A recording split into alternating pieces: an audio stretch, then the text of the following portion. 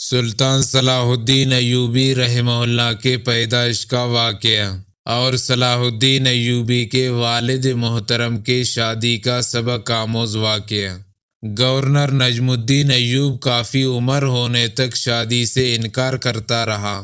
ایک دن اس کے بھائی اسد الدین نے اس سے کہا کہ بھائی تم شادی کیوں نہیں کرتے؟ نجم الدین نے جواب دیا، میں کسی کو اپنے قابل نہیں سمجھتا۔ اسد الدین نے کہا، میں آپ کے لیے رشتہ مانگوں؟ نجم الدین نے کہا، کس کا؟ اسد الدین، ملک شاہ بنت سلطان ابن ملک شاہ سلجوقی کی بیٹی کا، یا وزیر الملک کی بیٹی کا؟ نجم الدین، وہ میرے لائق نہیں۔ اسد الدین حیرانگی سے، پھر کون تیرے لائق ہوگی؟ نجم الدین نے جواب دیا، مجھے ایسی نیک بیوی چاہیے جو میرا ہاتھ پکڑ کر مجھے جنت میں لے جائے، اور اسی سے میرا ایک ایسا بیٹا پیدا ہو جس کی وہ بہترین تربیت کرے، جو شہ سوار ہو اور مسلمانوں کا قبلہ اول واپس لے۔ اسد الدین کو نجم الدین کی بات پسند نہ آئی اور انہوں نے کہا، ایسی تجھے کہاں ملے گی؟ نجم الدین نے کہا، نیت میں خلوص ہو تو اللہ تعالیٰ نصیب کرے گا۔ ایک دن نجم الدین مسجد میں تکریت کے ایک شیخ کے پاس بیٹھے ہوئے تھے۔ ایک لڑکی آئی اور پردے کے پیچھے سے ہی شیخ کو آواز دی۔ شیخ نے لڑکی سے بات کرنے کے لیے نجم الدین سے معذرت کی۔ نجم الدین سنتا رہا، شیخ لڑکی سے کیا کہہ رہا ہے؟ شیخ نے اس لڑکی سے کہا، تم نے اس لڑکے کا رشتہ کیوں مسترد کر دیا جس کو میں بھیجا تھا؟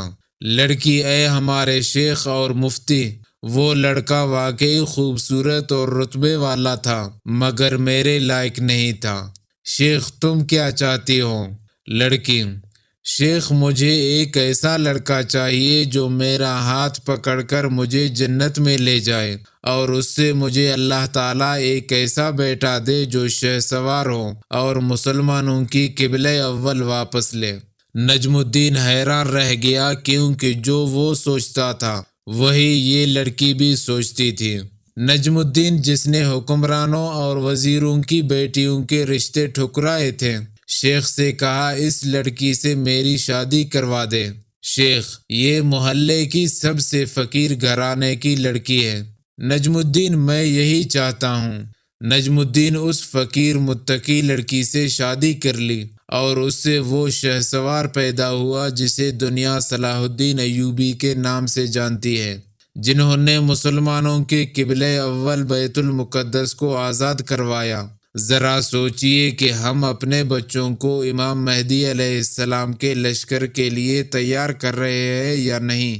کیا وہ حضرت عیسیٰ علیہ السلام کے ساتھ مل کر یہودیوں کے خلاف جنگ لڑ سکیں گے؟ کیونکہ اب وہ وقت آ گیا ہے کہ ایک طرف دجال اور یہودیوں کی لشکر ہے اور دوسری طرف امام مہدی کا لشکر۔ بتاؤ تم کس کا ساتھ دو گے؟